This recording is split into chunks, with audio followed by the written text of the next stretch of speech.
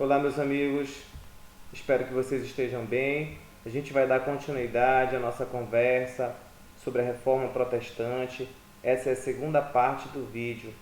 Nessa parte, eu vou falar para vocês um pouco das características e dos princípios defendidos por algumas das várias vertentes religiosas que surgiram a partir do século XVI com a Reforma Protestante. Essa primeira imagem aqui do slide traz para vocês um recorte do mapa da Europa, mais especificamente a parte ocidental europeia.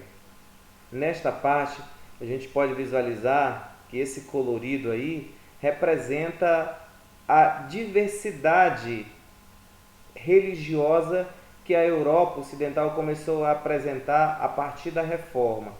Parte da Europa continuava católica, outra parte anglicana, outra parte calvinista e outra luterana. Essas foram algumas das vertentes que surgiram no início do século XVI a partir da Reforma Protestante. Vejam, esse mapa mostra para a gente que a Europa ocidental ficou dividida entre católicos e protestantes. Protestantes de várias vertentes, com princípios diferentes. A gente vai ver mais adiante algumas dessas diferenças. Esse início do século XVI, com a Reforma Protestante, ele foi marcado por um período de forte intolerância, de radicalismo, de perseguições, de guerras. Inclusive essas guerras se estenderam por décadas e até séculos, envolveram reinos que defendiam igrejas diferentes, concepções religiosas diferentes. Vamos falar primeiro do luteranismo. Bem, o Martinho Lutero, como eu falei no vídeo anterior, ele foi a pessoa, um monge da Igreja Católica, que conseguiu fazer um movimento que ganhou grande força, que ganhou grande repercussão, apesar de não ter sido o primeiro a questionar princípios e prática da igreja. Mas ele, no momento em que ele resolveu se rebelar, no sentido de denunciar algumas práticas da igreja, porque ele não tinha, a princípio, a intenção de romper com a igreja, de sair da igreja, ou muito menos fundar uma igreja. Não era essa a pretensão dele. Isso só ocorreu depois que a igreja não aceitou as suas ideias, ele foi expulso, foi excomungado da igreja, e então ele resolveu escrever sobre alguns princípios do qual ele acreditava. E então ele fundou o luteranismo. Não só ele, como outras pessoas também fundaram outros movimentos religiosos protestantes. Muito bem. Sobre o luteranismo, alguns dos princípios defendidos pelo luteranismo foram os seguintes: a salvação era obtida pela fé, apenas pela fé. A rejeição da hierarquia eclesiástica, a rejeição total ao poder infalível do Papa, que a Igreja Católica defendia. Então Lutero ele questionava isso, rejeitava nos seus princípios. E defendia também a leitura e a livre interpretação da Bíblia. Nós sabemos que durante todo o período medieval, durante todo o período em que a igreja ela tinha o total controle da educação e da formação cultural das pessoas, a igreja monopolizava a leitura e a interpretação da Bíblia. A Bíblia escrita em latim, ela não permitia essa transcrição para outras línguas. O Lutero foi um dos defensores dessa tradução e da leitura e livre interpretação da Bíblia. O Lutero também questionou as imagens de santos e relíquias. Então, ele defendeu essa eliminação. Aboliu o celibato, que é a prática em que o sacerdote não pode se casar, ter esposa, ter filhos, ou esposo e filhos, no caso de se for mulher.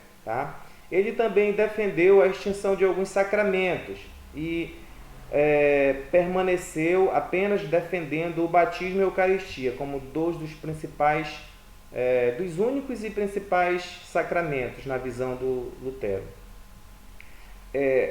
Além disso, ele defendeu a utilização do alemão nos cultos, como eu falei, da transcrição da Bíblia, né?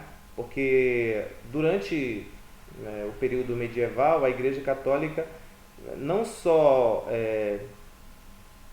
não permitia a tradução da Bíblia, como também o próprio culto nas igrejas, eles eram cultos realizados em latim, a língua oficial. Muito bem, teve um movimento que surgiu dentro desse processo de reforma protestante, que ficou conhecido como o anabatismo. Não foi intitulado pelos próprios participantes, mas foi algo cunhado por outras pessoas. Tá? O que foi o anabatismo? Foi um movimento mais radical de reformação, de reforma. Foi um movimento mais radical, questionava exatamente as características das sociedades, não apenas no seu aspecto religioso, mas também no seu aspecto social. Esse movimento foi liderado por um alemão chamado Thomas Müntzer. Ele foi contemporâneo de Lutero, inclusive no início ajudou Lutero, não nos seus escritos, mas também apoiou as ideias deles, principalmente. Só que depois ele rompe com Lutero.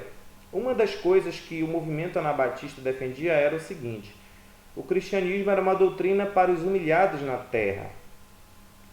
Tá?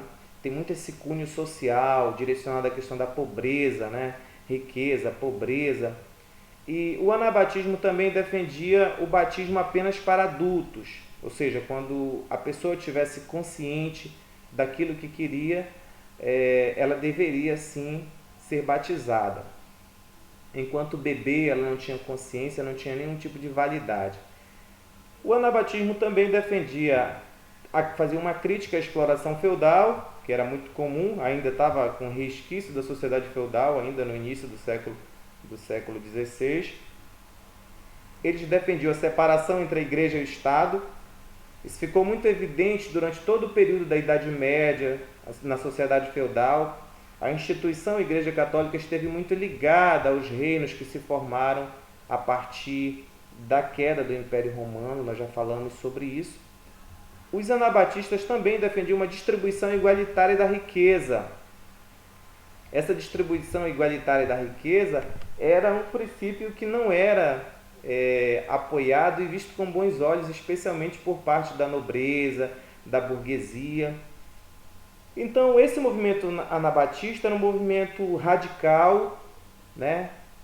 Radical, que ele foi duramente castigado e foi abafado, não só pelos católicos, né, pela nobreza, mas também pelos protestantes, porque os protestantes não imaginavam, não defendiam uma reforma, né, que ela enveredasse para esse campo social. Né? Lutero, por exemplo, quando foi excomungado da igreja, se refugiou dentro de um palácio. Né? Então ele esteve ali sempre apoiado por parte da nobreza, que pretendia também esse rompimento com a Igreja Católica. Então, essa ala do movimento reformista, chamada de anabatismo, foi uma ala mais radical e, portanto, foi suplantada, ela foi sucumbida, né? Logo, milhares de pessoas morreram nas revoltas que aconteceram no campo e o seu líder também, com seu líder também não foi diferente. Uma outra vertente religiosa que surgiu foi o calvinismo. O calvinismo ele foi uma teoria defendida pelo francês João Calvino.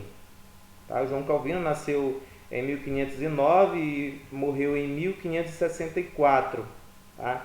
Ele fez carreira principalmente na Suíça. E o calvinismo defendia alguns princípios.